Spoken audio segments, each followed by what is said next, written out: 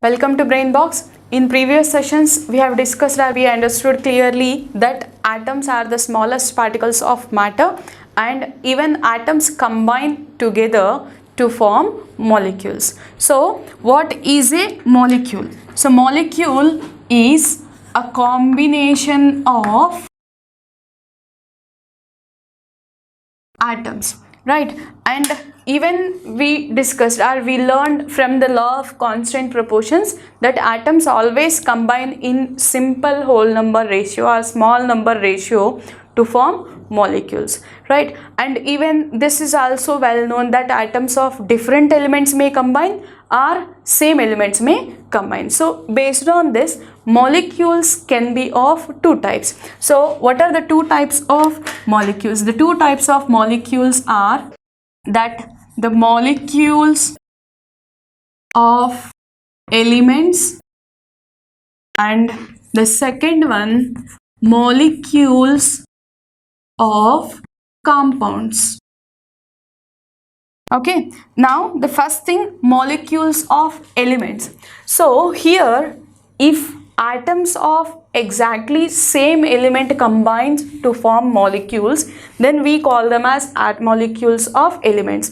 Example, if at all we have taken oxygen. So the one atom of oxygen symbol is like this, but the molecule of oxygen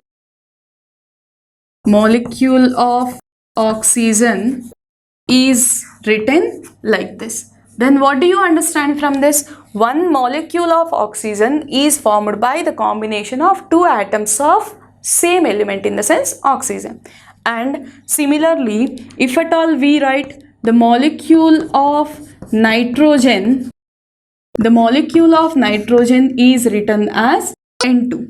And ozone, if at all we want to write, so the ozone is written as 3. Now what do you understand from the symbol of ozone here? The symbol of ozone says that there are 3 atoms of oxygen.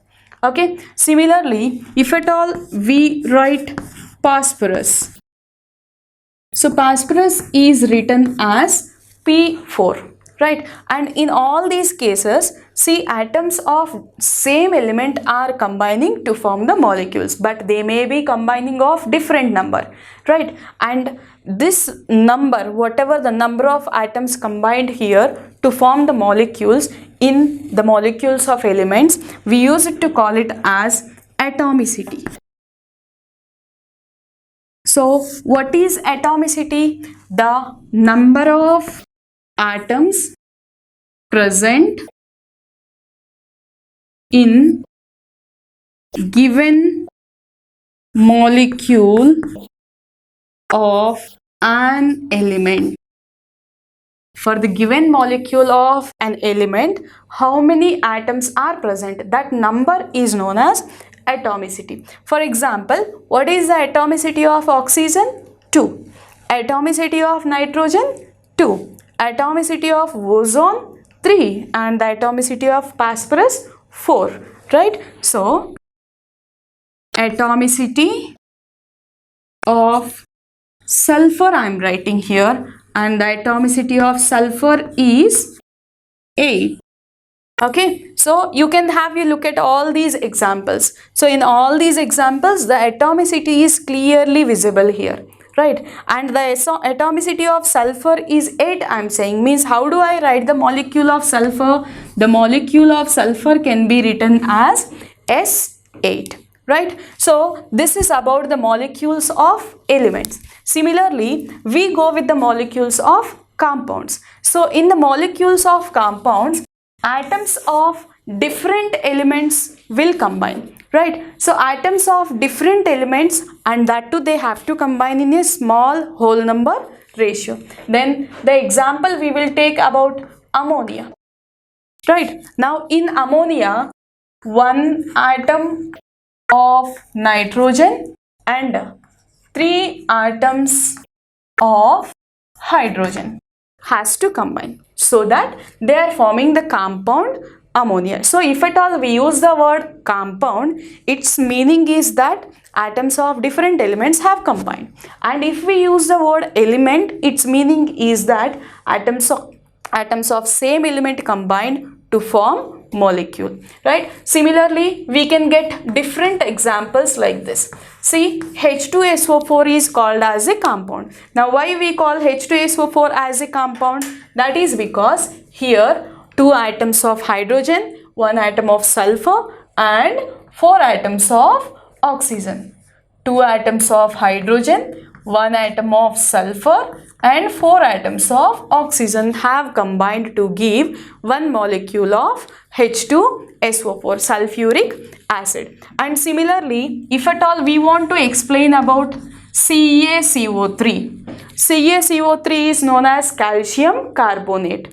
Now, what is the composition of calcium carbonate? We have to call the calcium carbonate as a compound, and in this compound you have 1 atom of calcium and 1 atom of carbon and 3 atoms of oxygen. So this is the way how compounds will be formed. So if it is elements, then atoms of same element will combine so that they will form molecules of the element. But if it is compound, atoms of different elements will combine to form the compounds, right? And the combination, if at all overall, they will give you the neutral substance. See, here there is no charge on this substance, that this is simply O2. Right? So the combination of atoms of same element or atoms of different element, whatever it may be, if they give finally neutral substances, then we call them as molecules. But if the combination of atoms of same element or atoms of different element gives you charged substances, we call them as ions. So what are ions here? Ions are charged substances, are charged species. Okay, ions are charged species, right? And these charged species may be single atomic, means may contain only one atom, or may contain more than one atom. For example, if at all we have taken oxide ion, so the oxide ion is represented as O minus 2. Okay, and in this atom only one atom is present, and that is charged. And similarly, to represent the chloride ion, we will represent it as Cl minus, right? So the ions may be monoatomic or they may be even polyatomic also. So let me represent the polyatomic ions. So the polyatomic ions, for example, we can write them as PO4 minus 3, right? So the PO4 minus 3, the overall charge on this ion is the minus 3, right? But how it is formed? This is formed by the combination of 1 atom of phosphorus and 4 atoms of oxygen, right? Now we are calling this as polyatomic ion, right? So have you look at this.